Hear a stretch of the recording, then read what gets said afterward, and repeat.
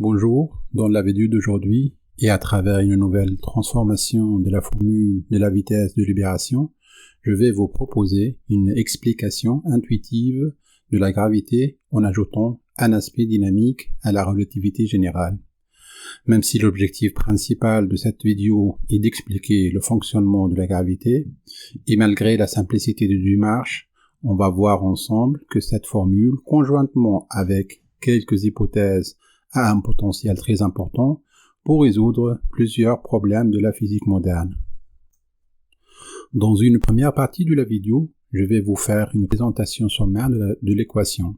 Ensuite, je vais vous parler des limites de notre compréhension actuelle de la gravité et pourquoi on aura besoin d'approfondir cette compréhension. Et enfin, on va ressortir quelques hypothèses déjà admises dans certaines branches de la physique qui, conjointement avec notre équation, nous permettront de tirer des conclusions intéressantes vers une nouvelle compréhension de la gravité. L'équation n'est pas vraiment compliquée et repose seulement sur deux notions traditionnelles de la physique, soit la vitesse de libération, qui indique la vitesse nécessaire pour échapper à la gravité d'un corps massif. Pour la Terre, par exemple, cette vitesse est un peu plus de 11 km par seconde, et sa formule est racine de 2gm sur r. Et la dilatation gravitationnelle du temps, qui présente la proportion d'écoulement du temps sous l'influence gravitationnelle d'un corps massif par rapport à l'écoulement du temps sans l'influence gravitationnelle. Par exemple, si cette valeur est de 0,75, ça veut dire que lorsque un astronaute passe un an dans l'espace, loin de toute influence gravitationnelle, son jumeau passe seulement 9 mois sur l'astre qui engendre la gravité. Sur Terre, la différence est minime, mais elle est assez importante pour fausser nos systèmes de GPS si on ignore cet effet. Et sa formule est racine de 1 moins 2gm sur rc carré. Avec le g et la constante gravitationnelle, le m est la masse de l'astre, le r est le rayon de l'astre et le c est la vitesse de la lumière. L'idée est de réécrire la vitesse de libération en fonction de la dilatation gravitationnelle du temps et de la vitesse de la lumière. Voici l'équation modifiée de la vitesse de libération. C, facteur de 1 moins v, facteur de 1 sur racine de 1 moins v carré, facteur de 1 plus v, est égal à 2gm sur r. Avec le v et la dilatation gravitationnelle du temps, soit le racine de 1 moins 2gm sur rc carré. La démonstration de cette équation est assez simple. On va réarranger notre formule de la façon suivante. 1 moins v facteur de 1 plus v facteur de c, facteur de 1 sur racine de 1 moins v carré. 1 moins v facteur de 1 plus v est égal à 1 au carré moins v au carré, facteur de c, facteur de 1 sur racine de 1 moins v carré. Si on simplifie avec la racine de 1 moins v carré, on trouve l'équation est égale à c fois racine de 1 moins v carré. Et puisque le v est égal à racine de 1 moins 2gm sur rc carré, donc notre équation est égale à c, facteur de 1 moins 1 plus 2gm sur rc carré. On peut simplifier plus 1 et moins 1, et on peut simplifier le c à l'extérieur du racine avec le c carré à l'intérieur du racine. Et on retrouve notre formule originale de vitesse de libération. Avant de commencer les notions que cette équation nous permettra de comprendre, je vais essayer de rappeler les limites actuelles de notre compréhension de la gravité. La relativité générale, qui est la théorie actuelle de la gravité, nous donne une image statique de la gravité et n'explique pas comment la force de la gravité se transmet. Autrement dit, la relativité nous explique que la masse courbe l'espace-temps, mais il n'explique pas comment la masse agit pour courber l'espace-temps. D'autant plus que la notion de l'espace-temps, qui est la base de la relativité générale, est une notion non intuitive et ressemble plus à une construction mathématique qu'une réalité physique. Certaines théories de la physique quantique essayent d'introduire une particule élémentaire qui est le graviton pour expliquer la dynamique de la transmission de la gravité, sans succès jusqu'à présent. en plus de la critique traditionnelle de la relativité générale qui semble en déconnexion avec la physique quantique, la branche de la physique qui explique le mieux le comportement des particules élémentaires.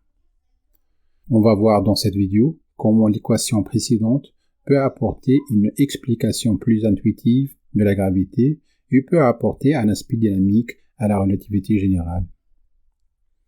Voici les hypothèses qui vont nous aider à interpréter cette transformation. Hypothèse 1. Comme elle est prévue dans la théorie des cordes, il y a plus que 3 dimensions spatiales. Pour notre étude, on va avoir besoin de prévoir seulement une extra-dimension spatiale en plus du temps. On va donc supposer que notre univers est composé de 4 dimensions spatiales, 3 dimensions ordinaires et une dimension quantique, tellement petite qu'on n'arrive pas à l'apercevoir. C'est comme si on vit dans un univers sous forme de feuilles très minces.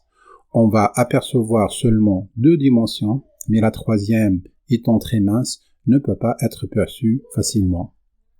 Nous vivons dans une feuille en 3 dimensions, d'un univers en 4 dimensions, 3 dimensions perceptibles et une dimension très mince, quantique, en plus de la dimension temporelle. Hypothèse 2. Comme le prévoit la relativité générale, tout se déplace à la vitesse de la lumière dans l'espace-temps. Il faut juste préciser que pour notre analyse, on va modifier l'hypothèse pour prévoir que notre univers à 3 dimensions plus une dimension quantique se déplace dans un univers en 4 dimensions à la vitesse de la lumière en absence de masse, donc dans le vide. Comme une feuille géante, principalement en 2 dimensions, mais avec une 3e dimension très fine, qui se déplace dans un univers en 3 dimensions à la vitesse de la lumière, notre univers est un univers en 3 dimensions qui se déplace dans un univers plus vaste en 4 dimensions spatiales à la vitesse de la lumière. On va intégrer une sous-hypothèse dans cette hypothèse qui stipule que notre temps relatif est positivement proportionnel à la vitesse de notre univers dans la 4e dimension. Donc, lorsque une partie de notre univers ralentit, son temps relatif aussi ralentit. On pourra ainsi déduire la vitesse de notre univers dans la 4e dimension, qui est proportionnelle à la dilatation gravitationnelle du temps, en multipliant la valeur de la dilatation gravitationnelle du temps par la vitesse de la lumière. Donc, la vitesse de notre univers dans la 4e dimension est égale à c fois v, avec la vitesse de la lumière est égale à v, soit racine de 1 moins 2gm sur rc carré, et le c est la vitesse de la lumière. Hypothèse 3. Le boson de Higgs n'est pas confiné dans notre univers à 3 dimensions, mais il existe dans la 4e dimension, ce qui explique sa durée de vie très courte dans notre univers en 3 dimensions, car dans le vide, il traverse la 4e dimension quantique de notre univers à la vitesse de la lumière. La combinaison de ces hypothèses nous permet de tirer les conclusions suivantes. À l'interaction avec le boson de Higgs, la vitesse des corps massifs dans la 4e dimension ralentit et l'espace dans lequel le corps massif est confiné se courbe dans la 4e dimension. Puisque la vitesse d'un corps massif est v fois c, donc on pourra déduire que le ralentissement peut être calculé avec la formule suivante, 1 moins v facteur de c, avec le v, le racine de 1 moins 2gm sur rc carré. Le ralentissement des corps massifs engendre la courbure de notre espace en 3 dimensions avec une 4e dimension quantique dans la 4e dimension. À partir des conclusions citées en haut, on peut redéfinir la gravité comme étant la courbure de l'espace en 3 dimensions avec une 4e dimension quantique dans la 4e dimension due au ralentissement de la vitesse d'une partie de l'espace contenant une masse à l'interaction avec le boson de Higgs. On passe maintenant à la validation et l'explication de la transformation de la vitesse de libération. Donc, selon la nouvelle définition du mécanisme de la gravité, qui est le ralentissement de la partie de l'espace en 3 dimensions ayant une masse dans la 4e dimension, pour se libérer de ce ralentissement, qui est une accélération négative, il faut faire une accélération positive à la même vitesse, mais dans le sens contraire. Donc, puisqu'on a pu calculer le ralentissement d'un corps massif dans la quatrième dimension, qui est A moins V facteur de C, se déplacer à la même vitesse dans le sens contraire du ralentissement nous permettra théoriquement de s'échapper à la gravité. Sauf qu'il faut faire deux ajustements pour avoir l'effet escompté. Premier ajustement, le fait que la quatrième dimension de notre univers est quantique ne nous permet pas d'accélérer dans le sens contraire du ralentissement de l'espace, puisqu'on pourra se déplacer seulement dans nos trois dimensions traditionnelles qui sont par définition perpendiculaires par rapport à la quatrième dimension. Donc pour avoir la même force et le même effet, en allant dans les trois autres dimensions, il faut avoir plus de force, et la force ici est synonyme de vitesse, donc il faut aller plus vite. Lorsque la gravité tend vers 0, la quatrième dimension est presque perpendiculaire à nos trois dimensions ordinaires, et l'ajustement nécessaire tend vers le double, donc la vitesse nécessaire tend lui aussi vers le double. Mais cet effet diminue à fur et à mesure que la gravité augmente, car la gravité qui courbe l'espace en trois dimensions dans la quatrième dimension nous permet d'utiliser cet effet pour aller partiellement dans le sens contraire du ralentissement.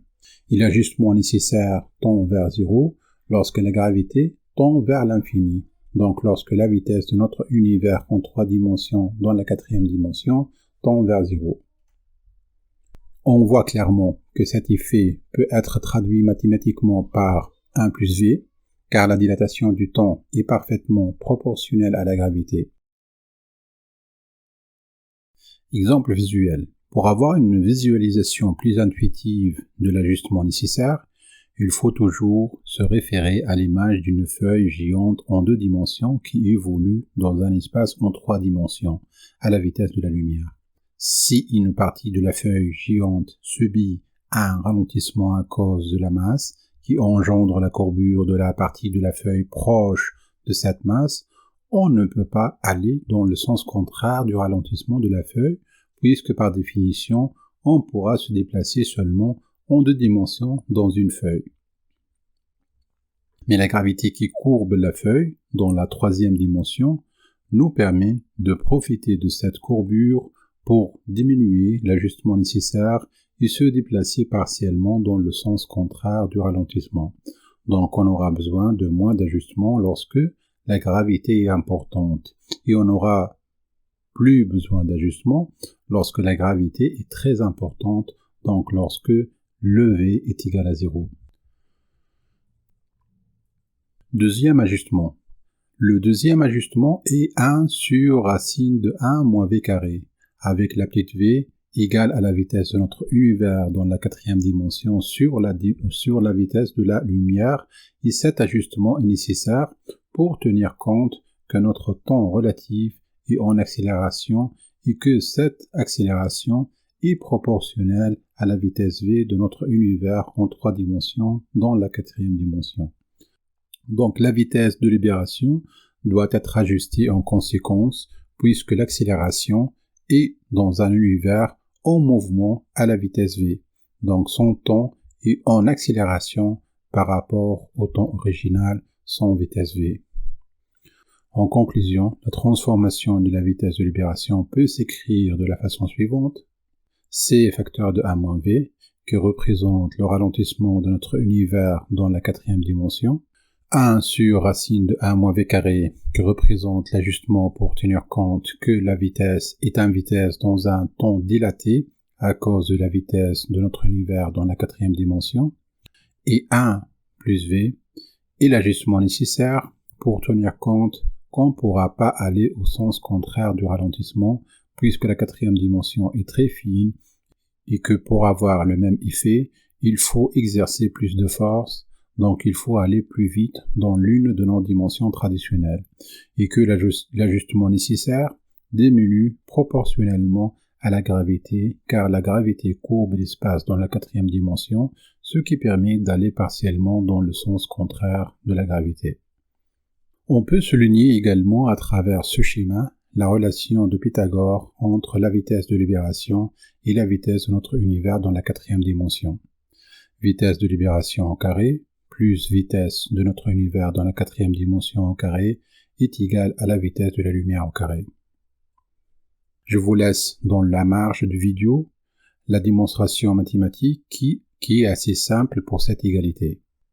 Conclusion.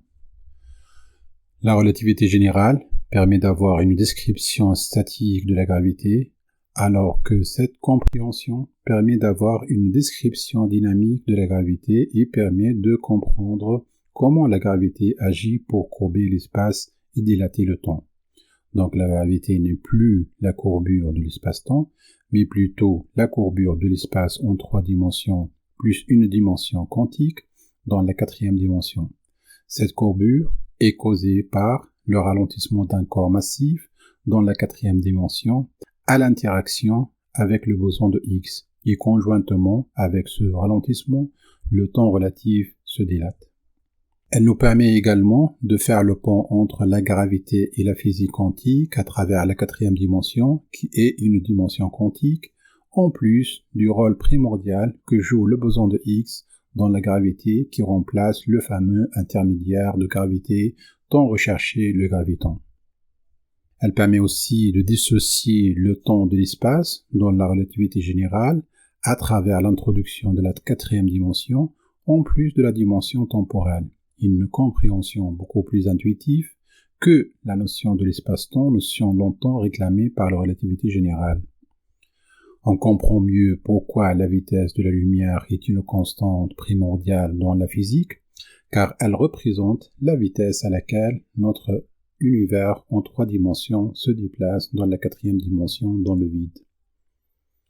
Certains phénomènes physiques qui étaient jusqu'à présent non intuitifs, comme la dilatation du temps due à la vitesse ou à la vitesse des ondes gravitationnelles, deviennent facilement explicables par cette compréhension de la gravité.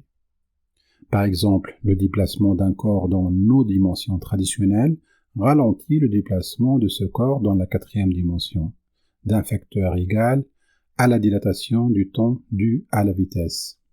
Comme on a fait pour la dilatation gravitationnelle du temps, on pourra déterminer la vitesse de notre univers en 3 dimensions dans la quatrième dimension pour un corps en déplacement en multipliant la formule de la dilatation gravitationnelle de son temps par la vitesse de la lumière. Soit racine de 1 moins v sur c au carré la dilatation du temps due à la vitesse, donc la vitesse de notre univers dans la quatrième dimension est égale à racine de 1 moins v sur c au carré, facteur c, ça veut dire multiplié fois la vitesse de la lumière. Et comme est le cas pour la vitesse de libération, la vitesse des corps dans les 3 dimensions et dans la quatrième dimension respecte toujours la relation de Pythagore versus la vitesse de la lumière. Donc, pour un corps en déplacement à la vitesse v, v au carré plus racine de 1 moins v sur c, le tout au carré, fois c, le tout au carré est égal à c au carré, avec le v, la vitesse du corps, et le c, la vitesse de la lumière. Aussi, le fait que notre univers en 3 dimensions se déplace à la vitesse de la lumière dans la quatrième dimension nous permet de mieux comprendre pourquoi les ondes gravitationnelles se déplacent à la vitesse de la lumière.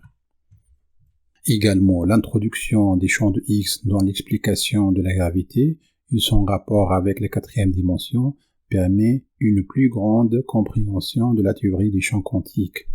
Je n'irai pas jusqu'à dire que chaque champ quantique correspond à une extra-dimension spatiale, mais le rapport entre champ de Higgs et la quatrième dimension nous pousse à s'interroger sur le rapport entre champ quantique et la dimension extraspatiale. Aussi, l'existence d'une quatrième dimension spatiale quantique permet éventuellement de comprendre certaines propriétés non intuitives des particules quantiques, comme la dualité onde-crépuscule. Et enfin, cette compréhension donne une possible explication de la matière et de l'énergie noire et permet éventuellement d'unifier ces deux phénomènes. Et ça sera le sujet de la prochaine vidéo. Merci pour votre écoute.